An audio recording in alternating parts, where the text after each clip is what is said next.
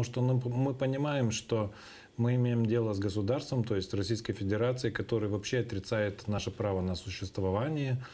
Я могу много примеров привести даже из академических трудов нынешних российских юристов, их высказываний, когда они вообще говорят, что все государства по соседству России чуть ли не случайности появились не совсем законно.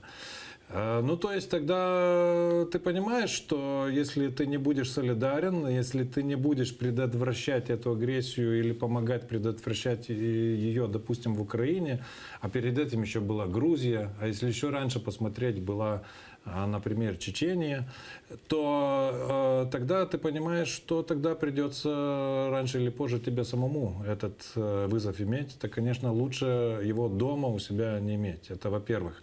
Но если смотреть на позицию чисто Конституционного суда Литвы, ну тут, наверное, есть две причины. Во-первых, я юрист-международник, человек, который посвятил много своей академической деятельности именно вопросам публичного международного права, понятиям агрессии.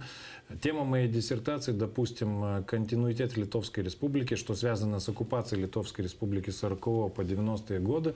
Ну, естественно, то, что произошло с аннексией Крыма, тут практически то же самое. Но если